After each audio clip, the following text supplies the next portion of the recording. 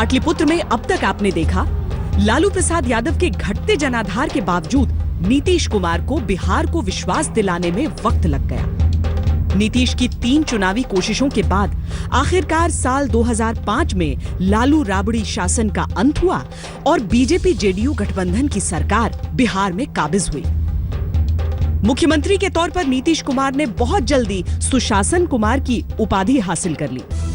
बिहार विकास की गुनगुनी गर्माहट महसूस करने लगा था। अब आगे 1995 में नीतीश कुमार ने पहली दफा लालू यादव की सत्ता को चुनौती दी थी। तब उन्होंने सीपीआई एमएल का साथ लिया था। उस वक्त ऐसी करारी हार मिली थी कि उन्हें जैसे राजनीति से ही विरक्ति हो गई थी। लगभग उसी वक्त नीतीश को बीजेपी की ओर से गठजोड़ की पेशकश की गई। किसी भी समाजवादी के लिए बीजेपी के साथ जाना आसान फैसला नहीं था, लेकिन दुश्मन का दुश्मन दोस्त होता है और लालू प्रसाद यादव नीतीश कुमार के सबसे बड़े दुश्मन थे।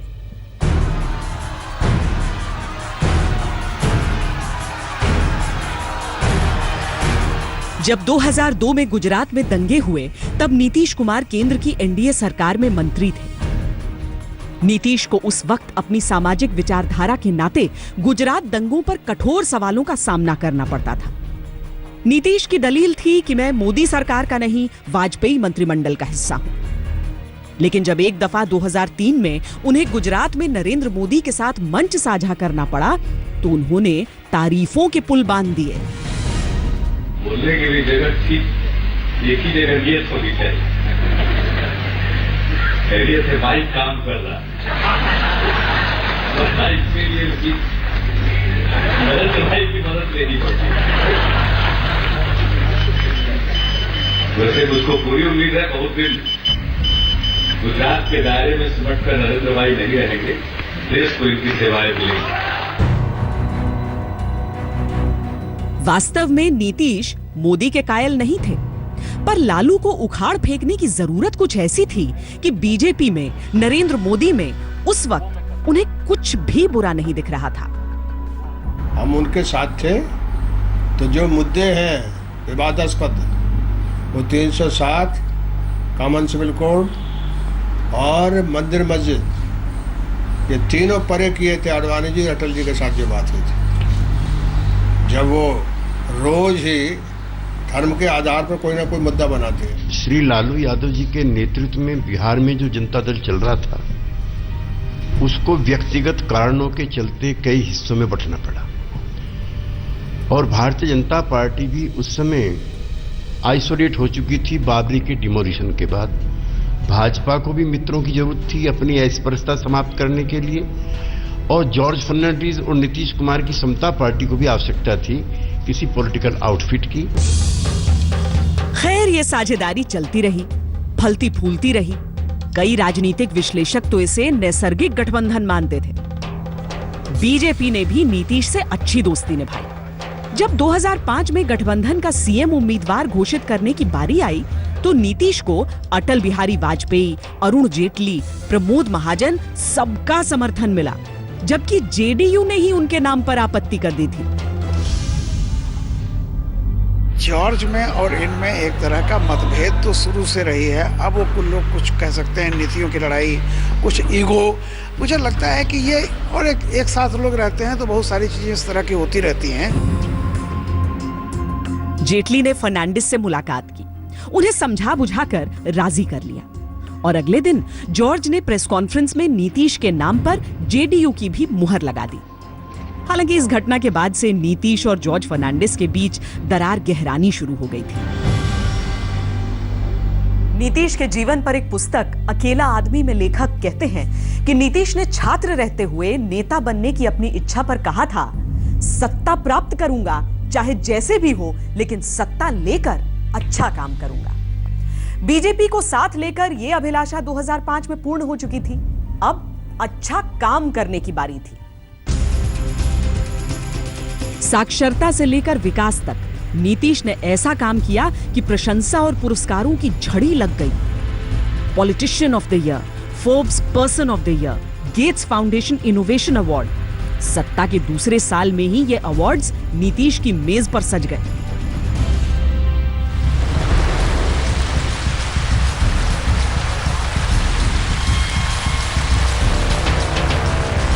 इसी बीच 2007 में बिहार में भयंकर बाढ़ आई।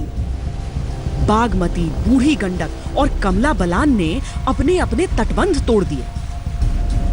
एक ही रात में लगभग 2/3 उत्तर बिहार जलमग्न हो गया। नीतीश तब मॉरिशस यात्रा पर थे और तत्कालीन रेल मंत्री लालू यादव ने इसका फायदा उठाने की भरपूर कोशिश की थी, लेकिन नीतीश जितनी जल्दी लौट सकते थे लौटे। राहत बचाव कार्य खुद संभाला। अगर वो मॉरिशस चला गया है किन्हीं कारणों से, सवाल इस बात का नहीं होता कि कौन कहाँ है, सवाल इस बात का है कि कौन किसकी नीतियाँ विकास में कितनी ज़्यादा मददगार हैं, और दूर रह करके भी आम आदमी का अंत्योदय जिसको बोलते हैं आप, आम जनता का फायदा कौन कर पाता है। न राहत सामग्री की कोई दिक्कत है, न पटना से धन देने में दिक्कत है, न व्यवस्था की बात है। एसपी के साथ मिलकर के जो भी और जरूरत चाहिए, हमारे ट्रेंड सैप के जवान है रेस्क्यू के लिए, वो सब लोगों को लगाई। 2007 के बाढ़ से निपटते हुए प्रशासन ने आपदा प्रबंधन का कम से कम एक बुनियादी ढांचा तैयार कर लिया था। लेकिन अगले साल अगस्त में जब कोसी नदी में बाढ़ आई तो कोई तैयारी काम नहीं आई। रात के अंधेरे में नदी ने विकराल रूप धारण कर लिया। जब तक राजधानी तक सूचना पहुंच पाती, जिले के जिले इसकी चपेट में आ गए। दिल्ली और पटना के बीच दोष मढ़ने की राजनीति शुरू हो गई, लेकिन नीतीश ने राहत कार्य का मोर्चा संभालने में वक्त नहीं लगाया।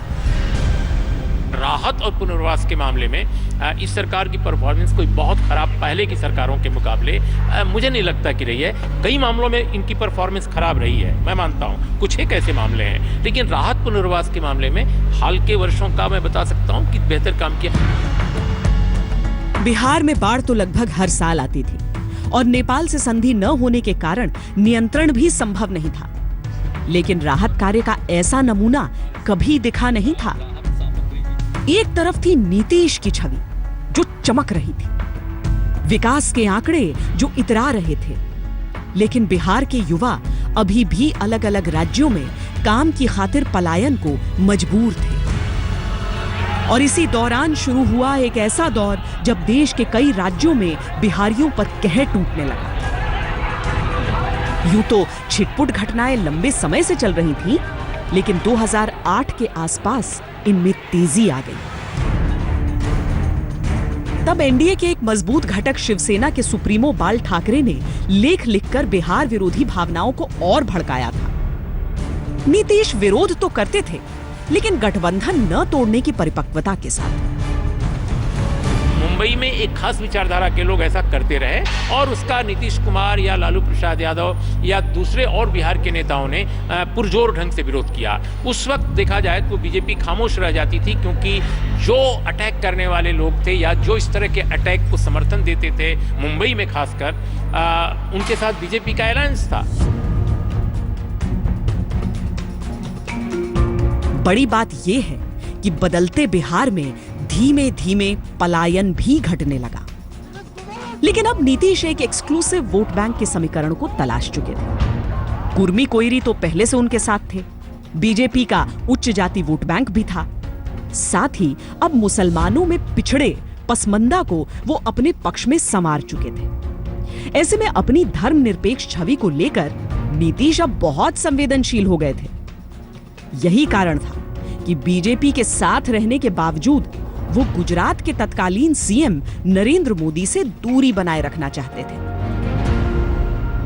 श्री नरेंद्र मोदी जी की जो राजनीतिक राष्ट्रीय महत्वाकांक्षाएं थी, उसी का हिस्सा था कि वो बिहार जाना चाहते थे। ठीक है, हर आदमी को अपनी छवि की चिंता होती है। अगर नीतीश कुमार जी उनकी उग्र उपस्थिति से अपने आप को परहेज बरत रहे थे, तो मैं राजनीति में इसको बुरा नहीं मानता। नरेंद्र मोदी ने गुजरात में लगातार 2 चुनाव जीते थे। गुजरात को चमकाकर उनकी लोकप्रियता आसमान छू रही थी। बीजेपी में पीएम उम्मीदवार के तौर पर उनके नाम की सुगबुगाहट थी, लेकिन मुख्यमंत्री के तौर पर अगर नरेंद्र मोदी विकास पुरुष का खिताब हासिल कर चुके थे, तो नीतीश की छवि भी सुशासन और विकास से ही जुड़ी थी। 15 साल के लालू जी के राज में बिहार ने पूरे एक जंगल राज को झेला था। एक तरीके से कोई कानून का शासन नहीं था और लालू जी ने किसी दूरदृष्टि को रखते हुए सुशासन की परिभाषाओं पर शासन नहीं किया था। उसको उस स्थिति से बाहर निकाल करके और विकास और निरंतरता के साथ शासन देना, जिसके लिए भारतीय जनता पार्टी ने उनको जनता ने उनको जनादेश दिया था, पर दुर्भाग्य से उन्होंने उस जनादेश के साथ ही विश्वासघात किया। हालांकि इसके बावजूद गठबंधन की मजबूरियों में नीतीश बंधे हुए थे। बिहार में मतदाताओं के सामने भले ही वो मोदी के साथ नहीं दिखे, 2009 में लुधियाना में हुई एनडीए की रैली में उन्होंने नरेंद्र मोदी के साथ मंच साझा किया। उस समय ये कहीं सवाल नहीं था। हाँ, उस रैली में भी था, यानी मैं कन्वीनर था एनडीए का। तो हम तो यानी हमारे विवादास्पद मुद्दे और उनके विवादास्पद मुद्दे परे किए गए थे, तब हमारा मेल था। मैं उस रैली में श्री नीतीश कुमार जी के साथ उपस्थित था। वो रैली ना भारतीय जनता पार्टी की थी, ना जनता दल यू की थी। हम दोनों के संयुक्त मित्र पार्टी अकाली दल की रैली थी। उसमें नीतीश कुमार जी पहले आकर के बैठ गए थे। उसके बाद मोदी जी आए, नीतीश जी के पास गए, उसके क्लिप आपके पास मौजूद हैं, उनका हाथ उठाया और जनता के सामने खड़े हो गए। नीतीश जानते थे कि राजनीति छवि का खेल है और वोट बैंक के खाते में उस छवि की पूंजी बेहद अहम। वो समझते थे कि मोदी के साथ दिखना या फिर उनके करीबी के तौर पर पहचान होने से उनका खुद का संजोया हुआ पिछड़े मुसलमानों का वोट बैंक छिटक सकता है। लेकिन क्या हुआ जब दोनों नेताओं की करीबी का इश्तिहार छप गया? 2010 विधानसभा चुनावों से चंद महीने पहले 12 और 13 जून को पटना में बीजेपी की राष्ट्रीय कार्यकारिणी की बैठक होनी थी। खूब तैयारियां चल रही थीं, पोस्टर बैनर लग रहे थे। बिहार के तत्कालीन उप मुख्यमंत्री सुशील मोदी की गुजारिश पर नीतीश कुमार ने मोदी समेत बीजेपी के सभी नेताओं के लिए एक भोज का आयोजन किया था। सबको निमंत्रण भी भेजा जा चुका था। नीतीश उस वक्त पटना में नहीं थे। वो आने वाले विधानसभा चुनावों के लिए आयोजित विकास यात्रा पर उत्तर बिहार के दौरे पर थे। शायद इसीलिए सड़कों पर लगे पोस्टरों से अनजान थे। लेकिन 12 जून की सुबह जब उन्होंने अखबार खोला तो गुस्से से आग बबूला हो गए।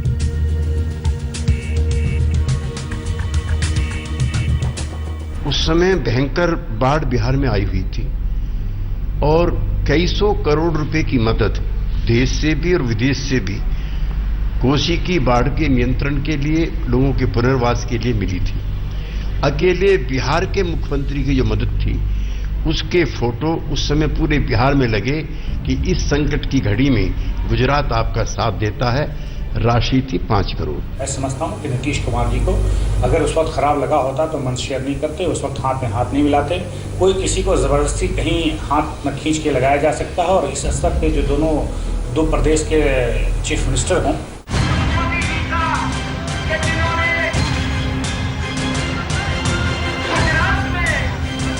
इस इश्तिहार में 2009 की लुधियाना रैली की वो तस्वीर थी जिसमें नीतीश और मोदी एक मंच पर हाथ पकड़े खड़े थे। बिहार की जनता के सामने पंजाब की भूमि की वो मित्रता जाहिर होने का ख्याल ही चुभने वाला था। लेकिन उससे बढ़कर चुभ रही थी वो बात जो इश्तिहार में लिखी थी। इसमें जिक्र था मोदी की ओर से कोसी राहत के लिए 5 करोड़ के दान का, जिसे महादान करार दिया गया था। उस समय ये बात मन में थी कि ये प्रोजेक्शन कहीं प्रधानमंत्री के लिए किया जा रहा है। हमारा कहना था कि चुनाव के बाद होना चाहिए, चुनाव के बाद ही तय होना चाहिए कौन बनेगा।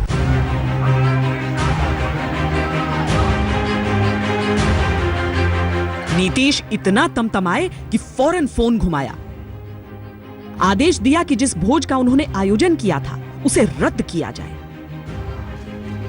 तब सुशील मोदी ने कई कोशिशें की कि नीतीश को समझाया जाए। चुनाव सर पर थे, गठबंधन के लिहाज से संकेत सही नहीं होते। लेकिन नीतीश को तो उस संदेश पर ऐतराज था। जो बीजेपी के इश्तिहार से बिहार की जनता के बीच पहुंच चुका था। अब उनको क्या बुरा लगा होगा वो तो नीतीश कुमार जी ज़्यादा बता सकते हैं, लेकिन ये बात तो है ही कि नीतीश जी के स्वभाव में अपना व्यक्तिगत अहम हमेशा सर्वोपरि रहता है। गुजरात सरकार की ओर से जो बाढ़ राहत का पैसा आया था वो लौटा दिया गया, ये खबरें हम लोग को आज मिली है। क्यों पैसा लौटाया गया है?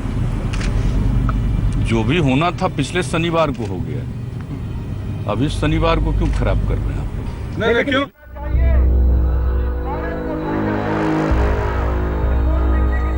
नीतीश ने कोसी राहत का वो चेक भी लौटा दिया। 2009 में बीजेपी को केंद्र में एक झटका मिल चुका था।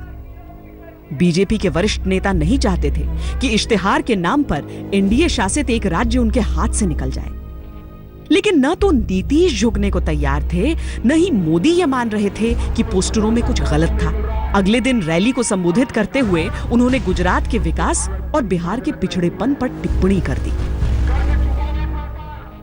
खुलेआम हुए इस झगड़े से स्थानीय स्तर पर भी दोनों पार्टियों के बीच तनातनी बढ़ी, लेकिन लाल कृष्ण आडवाणी और शरद यादव ने किसी तरह मामले को ठंडा किया। गठबंधन नहीं टूटा, चुनाव हुए, अटकलें थी कि दरार की खबरों से नुकसान होगा। उल्टा एनडीए को 206 सीटों के साथ प्रचंड बहुमत हासिल हुआ, लेकिन रिश्तों के भूकंप में जो दरारें उभरी थी उन्हें ये जीत भी नहीं भर पाई। नीतीश कुमार का मानना था कि 2004 में एनडीए की हार की सबसे बड़ी वजह थी गुजरात के दंगे, यानी नरेंद्र मोदी। 2009 की हार ने उस विश्वास को और पक्का कर दिया। उन्हें न तो मोदी की राजनीति पसंद थी, न ही बीजेपी के भीतर मोदी का समर्थन। नीतीश ने लाल कृष्ण आडवाणी की अगुवाई की विफलता को देखने से परहेज किया। एनडीए की हर असफलता को नरेंद्र मोदी से जोड़ते रहे। वैसे 2010 की जीत के बाद बिहार की राजनीति में मोदी की राजनीतिक भूमिका न के बराबर रही। यहां तक कि एक दफा जब नीतीश से पूछा गया कि आम चुनाव के प्रचार के लिए क्या वो मोदी को बुलाएंगे, तो उन्होंने कहा बिहार में एक ही मोदी काफी है। उनका इशारा उप मुख्यमंत्री सुशील मोदी की तरफ था। नीतीश को एहसास था कि वो अकेले नहीं जो मोदी को पीएम उम्मीदवार के तौर पर नहीं देखना चाहते। बीजेपी के भीतर की कसमसाहट से वो वाकिफ थे। आम चुनावों की तैयारी के तौर पर 2011 में लाल कृष्ण आडवाणी भ्रष्टाचार विरोधी जन चेतना यात्रा शुरू करने वाले थे और शुरुआत के लिए उन्होंने गुजरात के सोमनाथ की जगह बिहार के सिताब दियारा को चुना। नीतीश ने रथ को हरी झंडी दिखाई। ये सही है कि ये विरोधाभास है। आडवाणी का साथ लेना मुझे लगता है कि मोदी से भी ज्यादा गलत कदम था, जो उदय आडवाणी का साथ लेना चाहिए। ये कांग्रेस ने भी कही। कांग्रेस के लोग बंद कमरों में जब ये कहते हैं कि साहब ठीक है आडवाणी लेसर इवल, ये लेसर इवल चुनने के चक्कर में ही देश की राजनीति गड़बड़ाई है। आडवाणी 2 चुनावों की हार के बावजूद एक बार फिर एनडीए में पीएम पद की उम्मीदवारी की उम्मीद लगाए थे, पर बीजेपी के भीतर अब मोदी के लिए समर्थन बढ़ रहा था। नीतीश को भी यह आभास होने लगा था, यहां तक कि उनके अपने मंत्रिमंडल में बीजेपी के मंत्रियों का मोदी जाप शुरू हो चुका था। जब नवंबर 2012 में बीजेपी के वरिष्ठ नेता कैलाशपति मिश्र के निधन पर शोक जताने मोदी पटना पहुंचे, तो बीजेपी कार्यकर्ताओं ने उनके पक्ष में खूब नारेबाजी की। नीतीश कुमार ने यह तय कर लिया था कि किसी भी कीमत पर वो ऐसे गठबंधन का हिस्सा नहीं रहेंगे जिसका चेहरा नरेंद्र मोदी हो। उन्होंने बीजेपी नेतृत्व से इस बाबत टोह लेनी शुरू कर दी। नितिन गडकरी से लेकर राजनाथ सिंह ने उन्हें भरोसा दिलाया कि किसी भी फैसले से पहले गठबंधन के सभी सहयोगियों से परामर्श किया जाएगा। नीतीश ने बीजेपी को पीएम उम्मीदवार के ऐलान के लिए दिसंबर 2013 तक का वक्त दिया। नीतीश जी जिन कारणों के चलते मोदी का विरोध कर रहे थे, देखिए अगर व्यक्तिगत विरोध है वो भी आपका फैसला कर सकते हैं आप, लेकिन व्यक्तिगत विरोध राजनीति में कोई महत्व नहीं रखता। नीतिगत विरोध होता है। किन कारणों से आप नाराज हैं, किन कारणों से आप विरोध कर रहे हैं। अगर बीजेपी एक सांप्रदायिक पार्टी थी। तो ये बताइए कि बीजेपी कब सांप्रदायिक थी, बीजेपी कब सांप्रदायिक थी और कब वो प्रोग्रेसिव थी। लेकिन शायद बीजेपी का शीर्ष नेतृत्व भी नहीं जानता था कि कार्यकर्ताओं के मोदी जाप के बीच किसी भी तरह के संतुलन और सहमति की गुंजाइश खत्म होती जा रही थी। इस वक्त तक भी नीतीश कुमार को भरोसा था कि सहयोगी पार्टियों के दबाव में बीजेपी मोदी के नाम का ऐलान नहीं करेगी। लेकिन बीजेपी को जो मोदी लहर नजर आ रही थी, वो नीतीश देख नहीं पा रहे थे। 9 जून 2013 को बीजेपी ने गोवा में मोदी को आम चुनाव के लिए बीजेपी की प्रचार समिति का अध्यक्ष घोषित कर दिया। गुजरात के मुख्यमंत्री और आज से पार्टी की केंद्रीय प्रचार और अभियान समिति के अध्यक्ष श्री नरेंद्र भाई मोदी। ये फैसला बैठक से पहले ही तय था। नाराजगी में लाल कृष्ण आडवाणी उस बैठक में हिस्सा लेने भी नहीं गए। यहां तक कि ऐलान के बाद पार्टी के सभी पदों से इस्तीफा दे दिया। उधर नीतीश कुमार ने भी अपनी नाराजगी जाहिर कर दी, लेकिन पार्टी मन बना चुकी थी। आडवाणी को भी चंद दिनों में इस फैसले को कबूल करना पड़ा। जब पार्टी के पितामह की रजामंदी जरूरी नहीं थी, फिर नीतीश की क्या बिसात।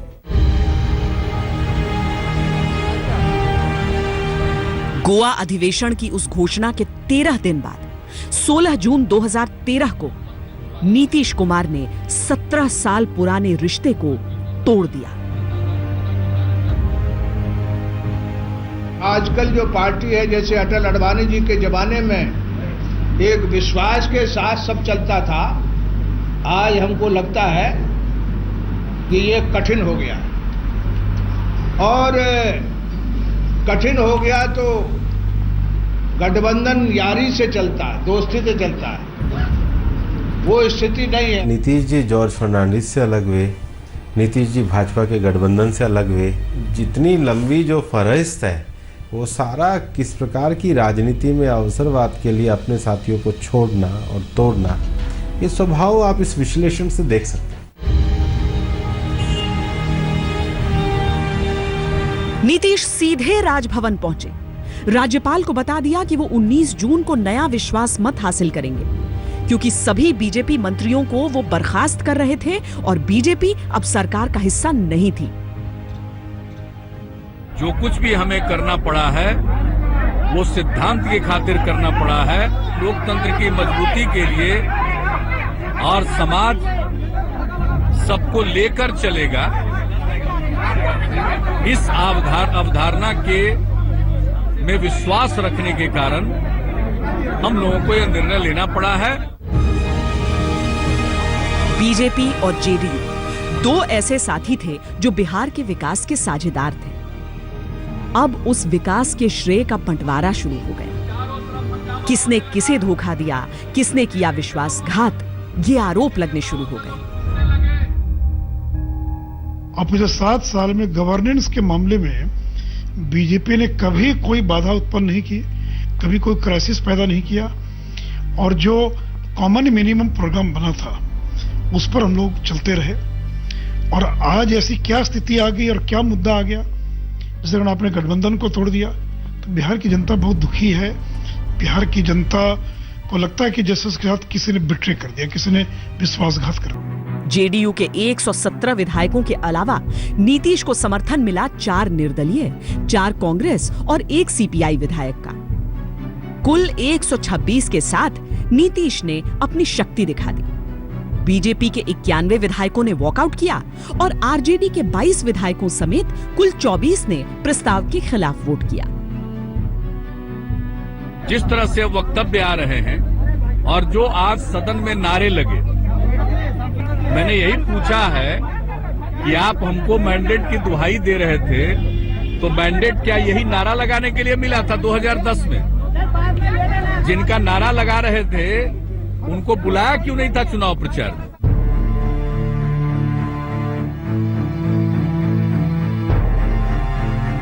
केंद्र में लड़खड़ाती कांग्रेस को तो आम चुनावों से पहले नीतीश के रूप में एक दमदार साथी दिख रहा था।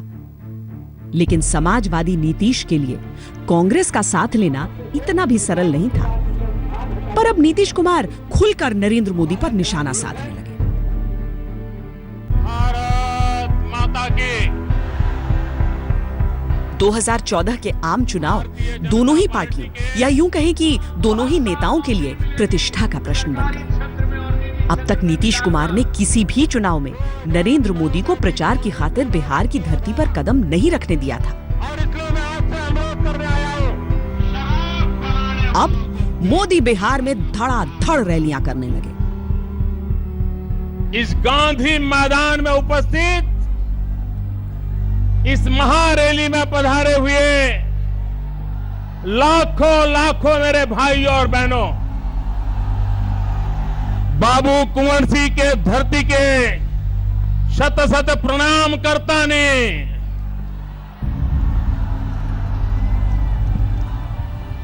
देश में कोनो परिवर्तन बिहार की माटी के बिना संभव नहीं थे।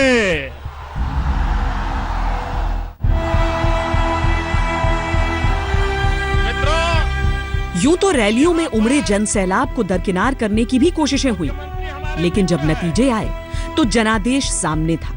एनडीए ने 40 में से 31 सीटें हासिल कर ली थी, जिनमें 22 सिर्फ बीजेपी ने जीती।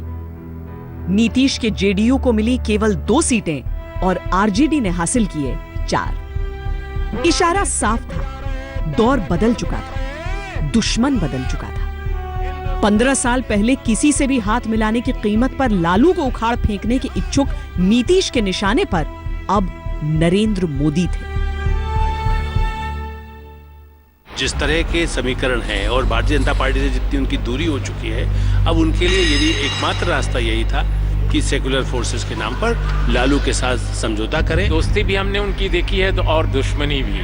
दोस्ती इतनी थी कि दोनों को लौकुश कभी कहा जाता था, कभी राम लक्ष्मण कहा जाता था, और जब दुश्मनी हुई तो आप पूछिए मत कैसी दुश्मनी थी। लेकिन हमने ये हर सियासतदान, हर सियासी पार्टी में ये देखा गया है, बीजेपी भी कोई अपवाद इसके लिए नहीं है। आप देखिए रामविलास पासवान जी और नरेंद्र मोदी जी के आपस के रिश्ते कैसे थे, क्या एक दूसरे के बारे में बयान उन लोगों ने दिए थे। तो आप ये ऐसा नहीं है कि केवल बिहार का ये एग्जाम्पल है, पूरी देश में हर जगह ऐसा हुआ है। मैं नरेंद्र दामोदर दास मोदी ईश्वर की शपथ लेता हूं कि नीतीश की लाख कोशिशों के बावजूद मोदी पीएम बन गए थे। जिस तरह कभी लालू से पहली बार चुनाव हारने के बाद नीतीश राजनीति से ही कटने लगे थे, इस हार के बाद भी उनकी प्रतिक्रिया कमोवेश वैसी ही थी। नरेंद्र मोदी अपनी विजय यात्रा के तौर पर वाराणसी के दशाश्वमेध घाट पर भगवान विश्वनाथ की पूजा अर्चना कर रहे थे, जब नीतीश ने मुख्यमंत्री पद से ही इस्तीफा दे दिया। प्रधानमंत्री जो है वो तो एक पूरे देश भर का एक संस्था है, उससे मुख्यमंत्री मिलेगा नहीं मिलेगा, ये कहाँ की बात है, कौन ने कह दिया है? उन्होंने कहा कि जनता ने मेरे खिलाफ वर्डिक्ट दिया है, क्योंकि हमारी सिर्फ 40 में से सिर्फ 2 सीटें आई थी, और उसने कहा कि किसी और को नहीं, मैं इसकी स्वयं नैतिक जिम्मेदारी लेता हूँ और मैं मुख्यमंत्री पद छोड़ता हूँ। नहीं, देखिए मैं मानता हूँ उनके भी एक तरह से एक महत्वाकांक्षा होना, एक पुराना नेता होने के नाते, और जिनको अडवाणी ने कहा हो कि ये बहुत अच्छे मुख्यमंत्री हैं, वो नेता हो सकते हैं, तो मुझे ऐसा लगता है कि उनकी अपनी महत्वाकांक्षाओं का असर था और मोदी का विरोध उनको लगता था कि राष्ट्रीय स्तर पर चुनौती देने की स्थिति में है। नीतीश ने बिहार की जिम्मेदारी जीतन राम मांझी को सौंप दी। जीतन मांझी ने सपने में भी नहीं सोचा होगा कि वो एक दिन बिहार के मुख्यमंत्री बनेंगे। वो नीतीश के विश्वस्त थे, उनके मंत्रिमंडल का हिस्सा थे, लेकिन अचानक सीएम की कुर्सी मिलेगी, ये विश्वास से परे था। तो गत्वा लोग मेरी बात मान गए, मुझे अधिकृत किया और मैंने श्री जीतन राम मांझी जी का चयन किया, वे मुख्यमंत्री बने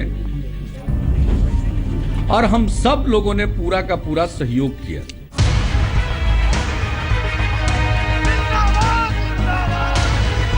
इस बीच अपने नए दुश्मन नंबर 1 को हटाने के लिए नीतीश अपनी पुरानी रंजिशों को भूल चुके थे। 20 साल पहले जिस लालू यादव से बेहद कड़वाहट के साथ उन्होंने संबंध तोड़े थे, आज उन्हीं से रिश्ता दोबारा कायम कर चुके थे। बिहार विधानसभा की 10 सीटों पर उपचुनाव इस दोस्ती का पहला इम्तिहान था और आरजेडी जेडीयू ने इसमें 6 सीटें हासिल कर ली। नीतीश के मन में जो संशय था वो कुछ दूर हुआ। मोदी के खिलाफ वो महागठबंधन जुटाने लगे, लेकिन इसी कोशिश में अपनों से कैसे मिला उन्हें झटका पाटलिपुत्र पर पकड़ की जंग का ये हिस्सा। जिस विश्वास के साथ नीतीश ने जीतन मांझी को सीएम के लिए चुना था, वो दरकने लगा। मांझी कभी मंच से भ्रष्टाचार की वकालत कर देते, कभी अजीबोगरीब बयान देकर पार्टी को पसुपेश में डाल देते। इतना ही नहीं, मांझी नीतीश कार्यकाल के कई फैसले पलटने लगे, उनके द्वारा नियुक्त अधिकारियों के तबादले करने लगे, केंद्र की मोदी सरकार की भी तारीफ करने लगे। नीतीश अब अपनी मुख्यमंत्री की कुर्सी वापस चाहते थे, लेकिन मुश्किल ये थी कि न केवल मांझी के सुर बगावती थे, बल्कि उनके समर्थन में कई विधायक खड़े हो गए थे। मांझी पार्टी का महादलित चेहरा थे, इसीलिए उन्हें हटाना आसान फैसला नहीं था। आखिरी दांव के तौर पर मांझी ने बिहार विधानसभा भंग करने का प्रस्ताव दे दिया। हालांकि केवल 7 मंत्रियों ने इसका समर्थन किया और बाकी 21 ने नीतीश को दोबारा सीएम बनाने की सिफारिश कर दी। इसी साल 7 फरवरी को नीतीश एक बार फिर बिहार के मुख्यमंत्री बन गए, इस दफा अपनी कुर्सी बनाए रखने की उम्मीद के साथ। चुनाव से पहले नीतीश वो सारी योजनाएं दुरुस्त कर लेना चाहते थे जिनके दम पर वो वोट मांगते, लेकिन एक महादलित की तो नरेंद्र मोदी भी खुद को बिहार का सबसे बड़ा हितैषी साबित करने में कोई कोर कसर नहीं छोड़ना चाहते। 50,000 करोड़ की ज्यादा करो, 60,000 करोड़ की ज्यादा करो, 70,000 करोड़ की ज्यादा करो, 75,000 करोड़ की ज्यादा करो, 80,000 करोड़ की ज्यादा करो, 90,000 करोड़ की ज्यादा करो। मेरे भाई बहनों, मैं आज वादा करता हूं, दिल्ली सरकार 1.25 लाख करोड़ रुपए का। चुनाव की घोषणा से पहले ही पाटलिपुत्र की जंग तेज हो चुकी थी। राजनीति के दिग्गज, एक से बढ़कर एक वक्ता, इन शख्सियतों के सामने तो कई दफा मुद्दे भी गौण हो जाते हैं। नरेंद्र मोदी ने नीतीश के डीएनए पर सवाल उठाए तो नीतीश ने इसे बिहार का अपमान बताते हुए उनके पास डीएनए सैंपल भिजवाने शुरू कर दिए। मेरे डीएनए स्वतंत्रता संग्राम के मूल्य है। हमारा डीएनए वही है जो बिहार के लोगों का डीएनए। हमारा डीएनए अमर नहीं है। 5 दौर के चुनावों की तारीखों का ऐलान हो चुका है। ये जंग है लालू की खुद को जिंदा रखने की, कांग्रेस की कोशिश की, नीतीश की प्रतिष्ठा की, नरेंद्र मोदी की ताकत की। बिहार ने हमेशा ही दिशा दिखाई है। इस बार का दंगल दिलचस्प है तो महत्वपूर्ण भी। पाटलिपुत्र को नया शासक मिलेगा या पुराने पर ही जनता दिखाएगी विश्वास? इतिहास की इस दहलीज पर हम आपसे लेते हैं इजाजत। देश और दुनिया की बाकी खबरों के लिए आप देखते रहिए आज तक।